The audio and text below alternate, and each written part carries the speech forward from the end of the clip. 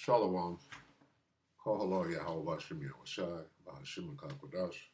Double honors to the other apostles and the bishops of GMS, even the elders that came before them that taught us his truth. Shalom and salutations to all the brothers that are pushing the word of truth and in sincerity, the hopeful elect tabernacle of David, the Aquath that are listening and learning, being a pillar of rest, the 144,000, the 1/3, the hopeful elect of Israel. I'm the brother Slash. Shalom and salutations to you all. This is the WW3 Daily Update on Monday, Jeremiah 51:12. Lift, Salah. Set up the standard upon the walls of Babylon. Make the watch strong. Set up the watchmen. Prepare the ambushes. I just read this in the video I just created. For the Lord hath both devised and done that which he spake against the inhabitants of Babylon the Great, which is also known as the United Snakes of America. Set up a standard upon the walls of America. Lift up a banner against the walls of America. Raise the battle flag, right? The Confederate flag, the battle flag, right? Against America. Remember that?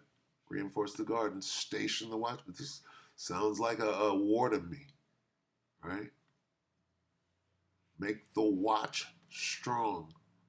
Ambushes. Ambushes. You want to see an ambush? Here's an ambush. Let's pull one out. Let's see, not that one. It's in here. My favorite ambush.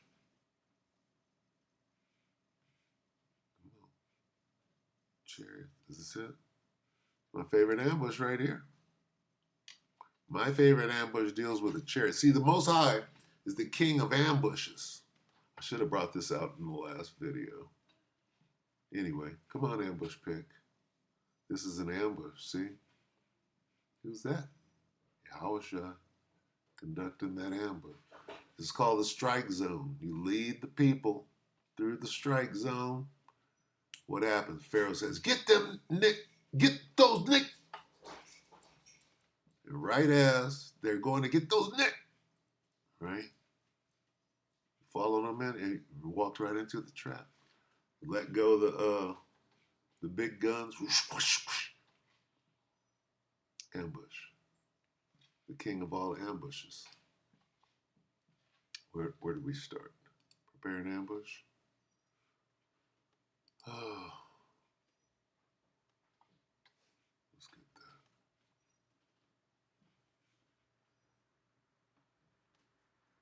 Let's get good news.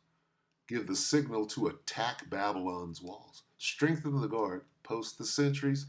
Place troops in ambush. The Lord has done what he said he would do to the people of America. Babylonia the Great. We're going to let Danny Haifong, right? What does this say? Trump, that's Babylon, and, right, Little Babylon, tap out. Catastrophic war on Iran ends in humiliation. Uh-oh. Uh-oh.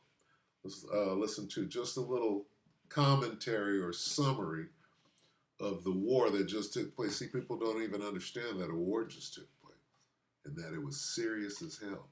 It was the first real deal missile war ever, right? I mean, Saddam shot some scuds back in the day, right? But if you're paying attention, this was the first missile war. And you don't even know about it. How do you view this ceasefire? I mean, Trump is trying to make it sound like everything's been resolved. The U.S. has destroyed Iran's nuclear program as we know it, and it's all fine and good. But it's looking like that's not the case, and it does not appear that anything has actually been resolved here. No, U.S. intel is now doing the controlled leaks to the Western media, CNN, and the like, saying that there has been no destruction of Iran's nuclear program.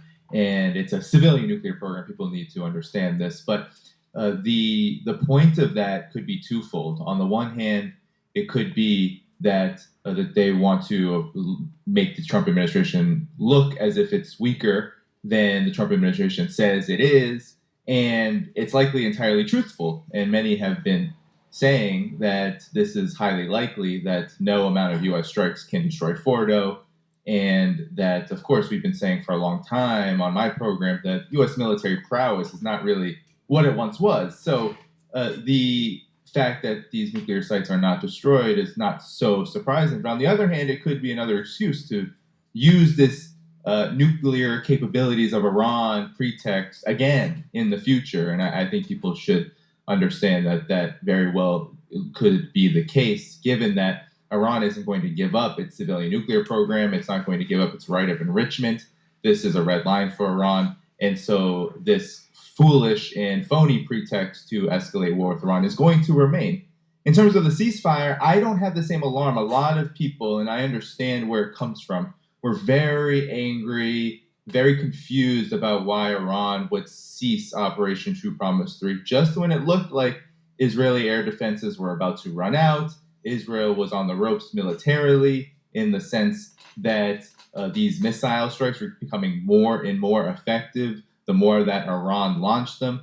And of course, the United States had just struck Iran in defense of Israel and, of course, for its own aims to build up toward a war with it. So there was a lot of confusion and anger amongst those who, one, want to see the genocide in Gaza, and they want to see the Israeli regime be put in its place. And, of course, they want to see a full throttle defense against U.S. interests and U.S. interference in the region. I understand all of that, but We'll stop right there.